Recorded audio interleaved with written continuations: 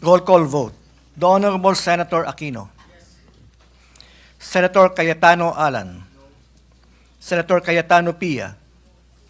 Senator De La Rosa. Senator Ejercito. Senator Estrada. Senator Gatchalian. Senator Go. Senator Ontiveros. Senator Lacson. Senator Lapid. Senator Legarda. Senator Marcoleta. Senator Marcos. Senator Padilla. Senator Pangilinan. Senator Soto. May I register my vote, Mr. President? The Minority Leader may proceed. Thank you. Mr. President, the Supreme Court decision is now pending appeal. It is prudent to wait for the results rather than prematurely archiving, if not dismissing, because I know for a fact, once it is archived, it is dead.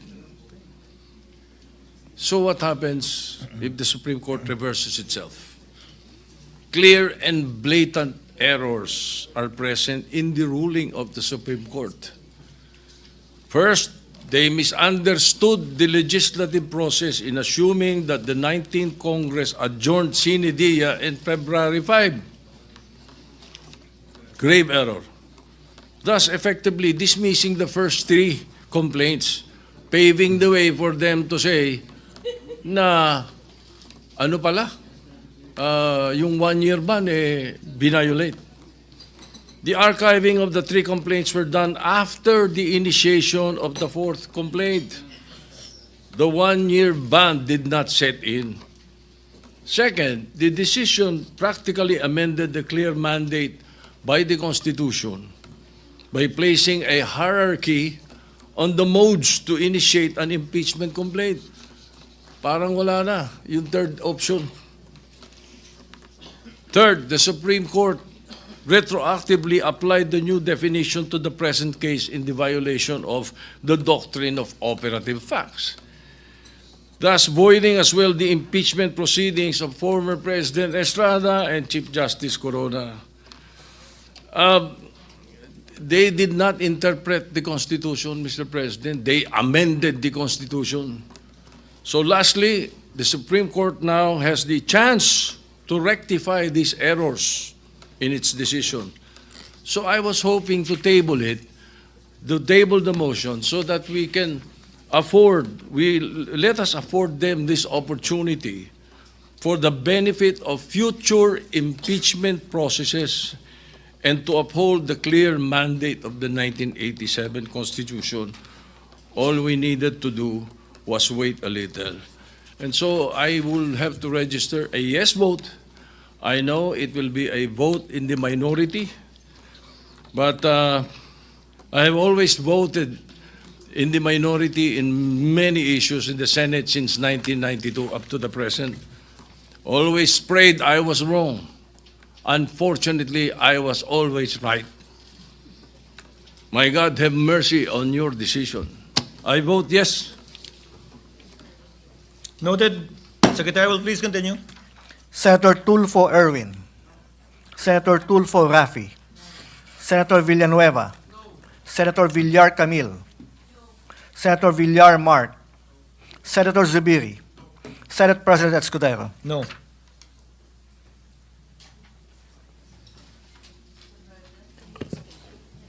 Pwedeng mag-explain ng boto.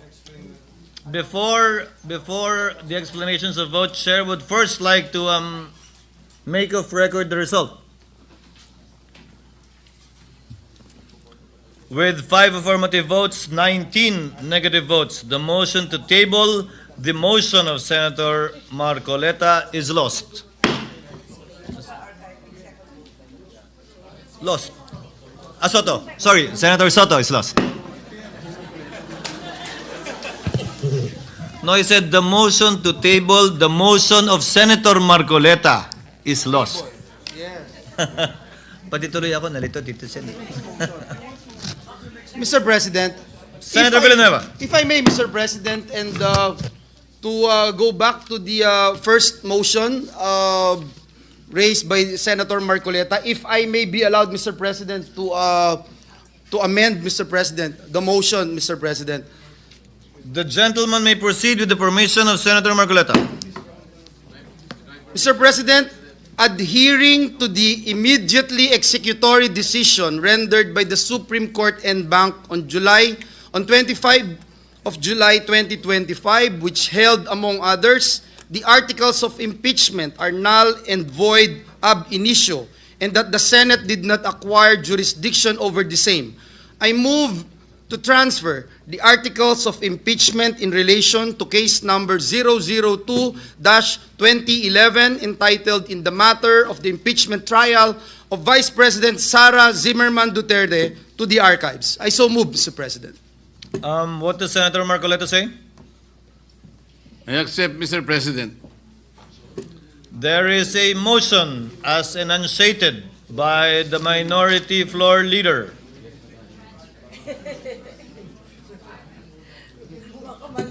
What is the pleasure of Senator Zubiri? Yes, thank you, Mr. President. Mr. President, instead of a viva voce vote on that motion, may we be allowed to manifest our votes with a short manifestation, Mr. President, each and every one of us. This, Yeah, through nominal voting, Mr. President, with the permission of the body, of course. no, I think, Senator Soto, the motion of Senator Zubiri is to conduct nominal voting and allow the members to explain their votes after casting their vote, not after everyone has voted. I think that is the tenor of the motion of Senator Zubiri. Correct, Mr. Ang binobotohan muna natin, amendment mo di ba? Tinanggap niya. Hindi, yung motion na. Tinanggap niya. So,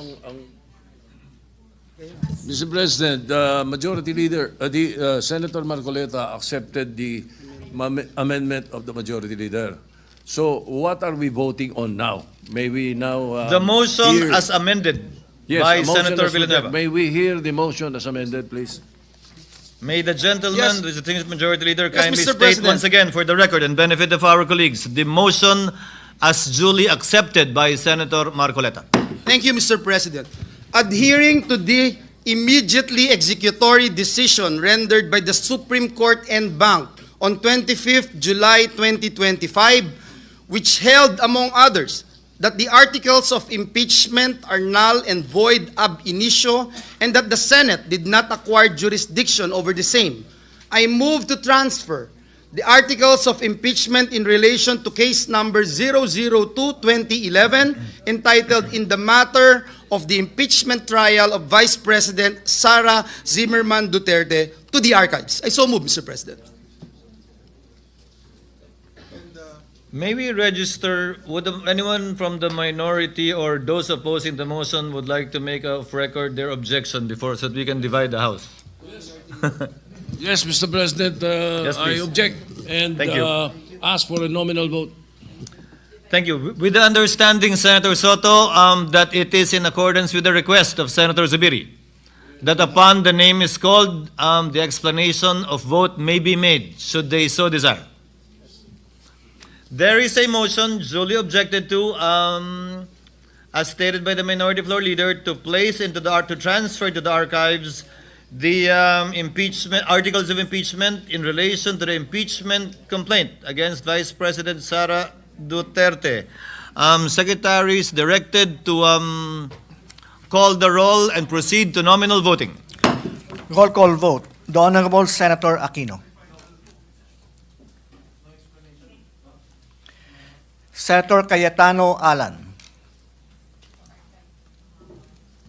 Sir President, sabi po ng preamble ng Philippine Constitution, we, the sovereign Filipino people, imploring the aid of Almighty God in order to build a just and humane society and establish a government that shall embody our ideals and aspirations, promote the common good, conserve and develop our patrimony, and secure to ourselves and our posterity the blessing of independence and democracy under the rule of law, a regime of truth, justice, freedom, love, equality, peace, do ordain and promulgate this Constitution.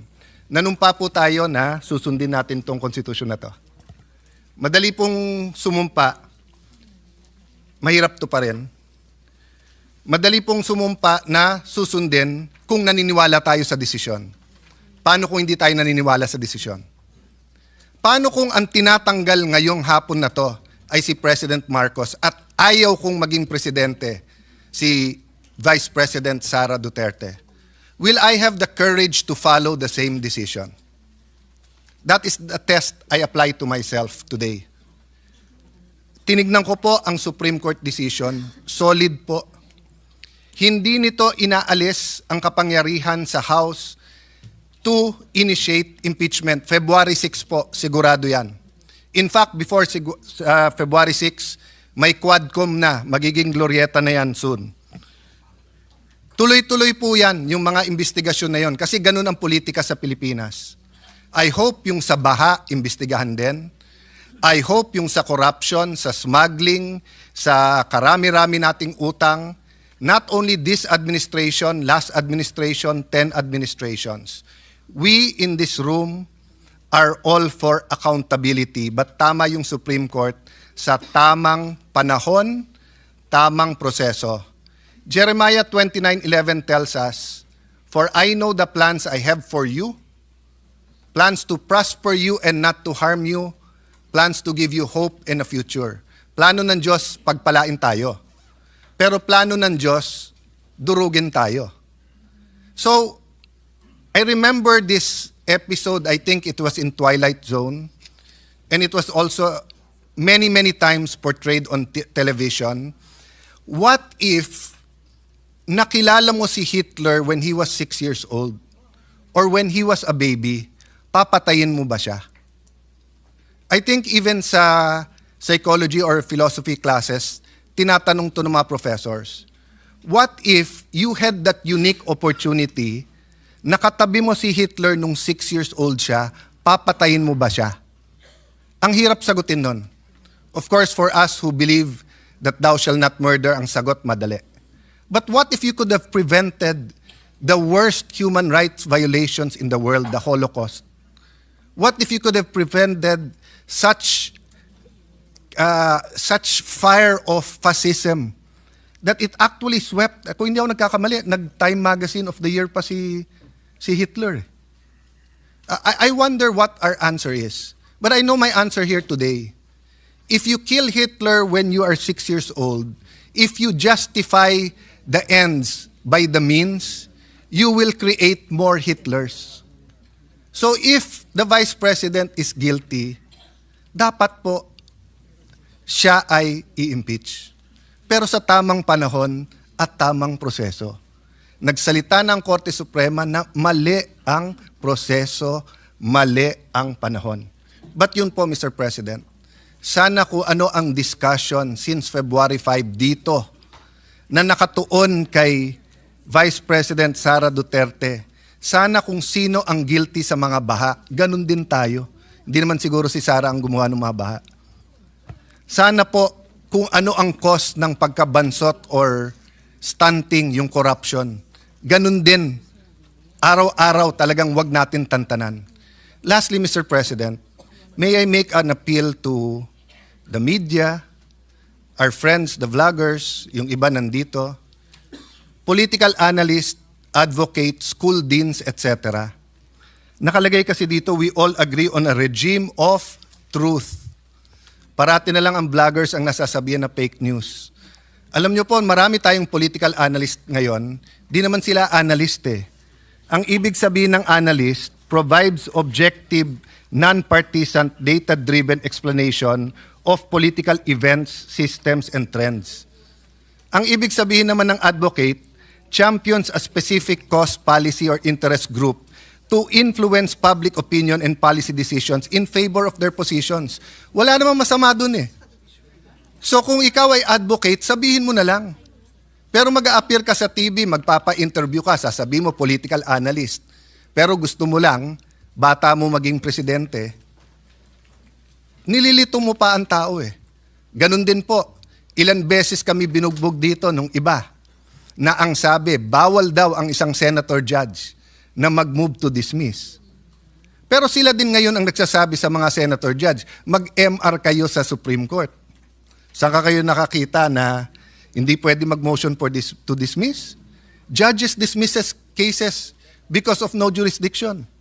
Ang CA, 3 sila o 5. Hindi nyo lang nakikita sa publiko at hindi sila mag-move kasi sila lang nag-uusap. Ang Supreme Court, hindi ba dinismiss nila? Hindi ba sinabi nila no jurisdiction? Tayo kasi dito nag-usap sa hall na to. So natural, hindi naman pwedeng si Senator Batorni ay tumingin lang sa akin tapos maisip niya, dismissed. Walang manifestation dito na hindi sinasabi. My point, Mr. President, is that yung sinabi ni Mahatma Gandhi nangyayari na sa Pilipinas eh.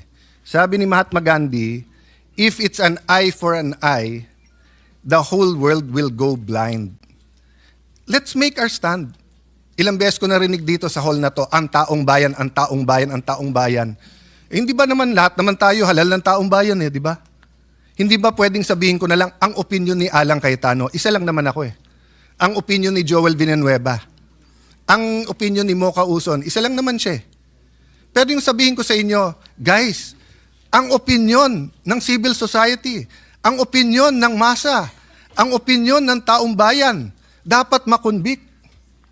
Are we not overstepping and are we not confusing rather than enlightening our political processes? Yes, you might think this is a different Alang Cayetano from the impeachment of President Estrada, impeachment of President Arroyo, impeachment of yung hindi natuloy na impeachment kay CJ Davide, sa impeachment ni CJ Corona. But aren't we supposed to be wiser? At hindi ba tama naman yung sinabi ng Supreme Court? Dapat may impeachment, pero hindi dapat gamitin ito ng magkalaban lang sa politika. Ayaw natin maging presidente si Vice President Sara, talunin nyo na lang sa 2028. Ngayon, kung talagang may ginawa siyang masama, edi impeach, pero sa tamang paraan. I apologize if I'm emotional on this issue, but hindi tayo makawala eh. Ang daming mas importanteng issue, pero nakapako tayo sa issue na to. Thank you, dear colleagues, and thank you to Filipino people for the opportunity to share my thoughts on this. So I vote for the motion of Senator Marcoleta. Secretary will proceed. Senator Cayetano Pia.